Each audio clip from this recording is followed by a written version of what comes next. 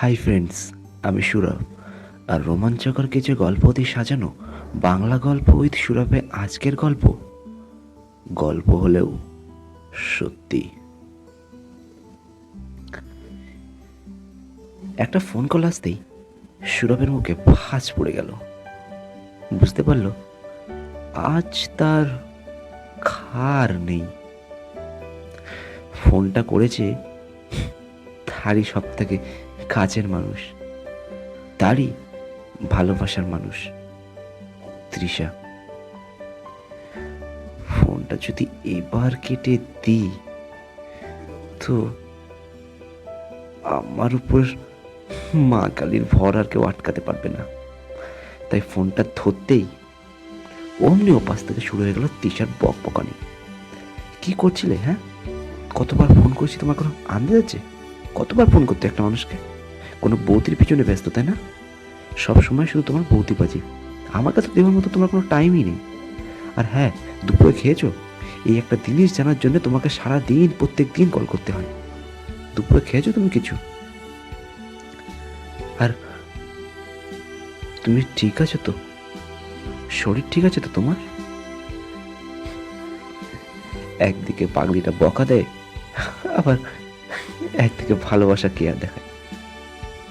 কি যে করবে সে নিজেই বুঝে উঠতে পারে না মাঝে মাঝে।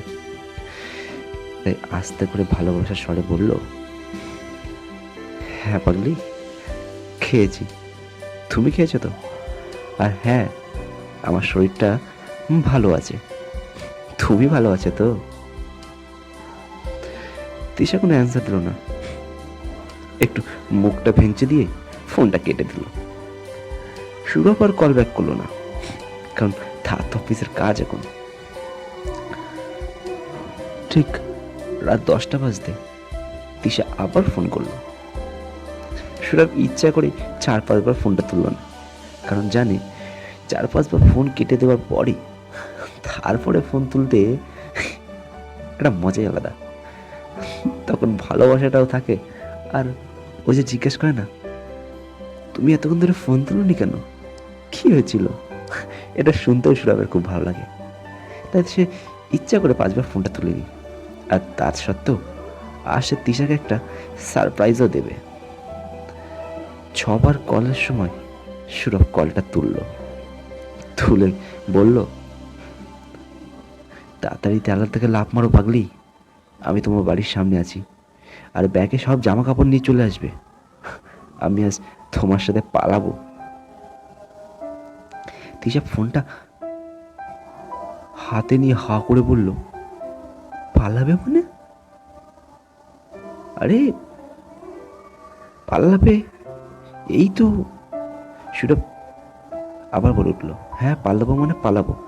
তুমি তাড়াতাড়ি ব্যাগ ট্যাগ নিয়ে রেডি হও, আমি তোমার বাড়ির সামনে গাড়ি নিয়ে ওয়েট করছি, তাড়াতাড়ি আসো। আজ আমরা দুজন অনেক দূরে পালিয়ে যাব। কথা মতো ঠিক আধ ঘন্টা পর তিশা গেটের বাইরে আসলো। তিশাকে যেন কেমন অন্যরকম লাগছে। তিশাকে সামনে দেখতে পেয়ে সৌরভ বলল, আরে আমি আধ ঘন্টা ধরে এখানে ওয়েট করছি, আর তোমার মুখ চোখটা এরকম লাগছে কেন, ফ্যাকাশে লাগছে। তিশা সৌরভকে কিছু বলতে না দিয়ে বলল, গাড়িটা চালাও, আমি পিছনে বসছি। মানে পিছনে বসছো মানে? তুমি আমার সাথে বসবে, ওকে? এতদিন ধরে যেটা হয়ে এসছে। তিশা রাগ করে বলল, তুমি লেটে এসছো, আমার ফোন কলস তুলুনি, এটাই তোমার শাস্তি, বুঝলে? আর বাড়ির থেকে বউকে পালিয়ে নিয়ে আসে কে মেয়েটা আজ পর্যন্ত বুঝতে পারলাম না। এই তো দুদিন হলো বাপের বাড়ি আসলাম, বিয়ের 1 বছরের পরে আমি যতবারই বাপের বাড়ি আসি তুমি আমাকে ততবারই নিয়ে পালাও। আরে বাবা মা কি বলবে, জামাইটা কি পাগল নাকি? সৌরভ বলল, তোমাকে ছাড়া তো একদিন থাকতেও পারি না, তো কি করবো বলো, এরকম পাগলের মতো কাজ করতে হয়। তিশা বলল, আচ্ছা তুমি আমাকে ছাড়া একটা দিনও থাকতে পারো না বলো? আচ্ছা, কোনোদিনও যদি এমন হয় আমি মারা যাই, তোমাকে ছেড়ে সারা জীবনের মতো চলে যাই, তাহলে? সব জোরে গাড়িটা ব্রেকটা থামালো, থামিয়েই বলল, কি পাগলের মতো বকছো তুমি? মাথা খারাপ হয়ে গেছে তোমার? ও আচ্ছা, বুঝেছি। তোমাকে ওইভাবে বাড়ি থেকে পালিয়ে নিয়ে এসছে বলে তোমার ক্যাম্প লেগেছে না? ঠিকই বলে, বেশি ভালোবাসলে মানুষ এরকমই হয়। গাড়িটা ইউটার্ন নিয়ে আবার তিশার বাড়ির সামনে থামিয়ে দিয়ে এসে বলল, যাও, তুমি চলে যাও বাড়িতে, থাকতে হবে না আমার সাথে তোমার। যাও, যখন ইচ্ছা করবে আমার কথা, যখন মনে পড়বে তখনই আসবে আমাদের বাড়িতে। আর নয় তোমাকে একবার ফোনও করবো না, ঠিক আছে? যাও, চলে যাও। গাড়ি থেকে তিশা নেমে পড়ল। বাবুটা আমার রাগ করেছ? সুরভ রাগ করে আর অভিমান করে বলল, তুমি আমার সাথে কথা বলবে না, যাও তো, আমার ভালো লাগছে না। তিশা বলল, ভেবে বলছো তো বাবু? সুরভের তখন রাগ মাথায় ভর্তি। সে বলল, হ্যাঁ ভেবে বলছি, যাও, যাও, চলে যাও তুমি, তোমাকে থাকতে হবে না আমার সাথে। তোমার তো ইরিটেটিং হয় না আমার সাথে থাকলে? যাও, চলে যাও তো তুমি। তিশা সুরভকে একবার না দেখে আস্তে আস্তে নিজের বাড়ির দিকে যেতে লাগলো। সুরভ অনেকক্ষণ ওয়েট করেছিল, ভেবেছিল একবার হয়তো তিশা দৌড়ে এসে সুরভকে জড়িয়ে ধরে বলবে, আমি তোমাকে ছাড়া থাকতে পারি না পাগল, প্লিজ।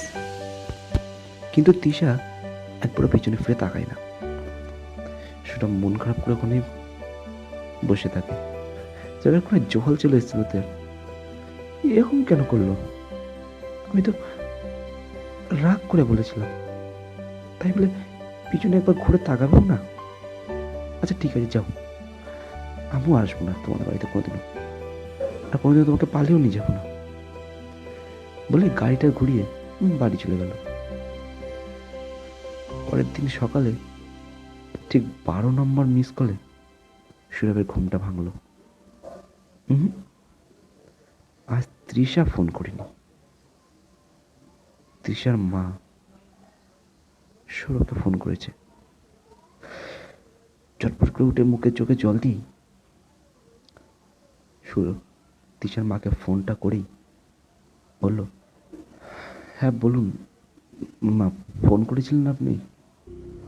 তৃষার মা কান্না কান্না করে শুরু বলল, প্লিজ বাবা, একবার বাড়িতে আসো। সেটা বললো, কি হয়েছে মা, আপনি এত টেনশন কাটছেন কেন? কি হয়েছে? কিছু তৃষার কিছু হয়েছে? কিন্তু ওপাশ থেকে ফোনটা কেটে গেল। সুরভ তাড়াতাড়ি করে যেই জামা প্যান্ট পরেছিল সেই জামা প্যান্ট পরা অবস্থায় গাড়িটা বার করে ছুটে চলে গেল তৃষা বাড়ির সামনে। চারিদিকে এত লোকজন, কিন্তু লোকজনের ভিড় ঠেলে সামনে গিয়ে তা দেখলো জানলা থেকে ঝাঁপ মারার সময় তৃষা একটা পাথরের পরে পড়ে যায়, আর সেখানে তার মাথা ফেটে মৃত্যু হয়। সেদিনের পর থেকে সুরভ প্রত্যেকদিন রাত 10:30 বাজলেই গাড়ি নিয়ে তৃষার বাড়ির সামনে চলে যায়। আর গাড়িটা দাঁড় করিয়ে ঠিক তার আধ ঘন্টা পরেই গাড়ির পিছনে দরজা খোলার আওয়াজ হয়, আর সৌরভ স্পষ্ট আয়নায় দেখতে পারে যে তৃষা ঠিক তার পিছনের সিটে বসে আছে। আমি সৌরভ, আর এটা ছিল আজকের গল্প, বাংলা গল্প উইথ সৌরভে। যদি আপনাদের চ্যানেলটা ভালো লেগে থাকে তাহলে প্লিজ লাইক করবেন। এরকমই রোমাঞ্চকর ভালোবাসার গল্প আর ভূতের গল্প পেতে গেলে আমাদের চ্যানেলটিকে অবশ্যই সাবস্ক্রাইব করবেন আর লাইক করবেন। আমি সৌরভ, যতদিন না নিয়ে আসছি নতুন একটা গল্প, ততদিন সবাই ভালো থাকবে। ধন্যবাদ।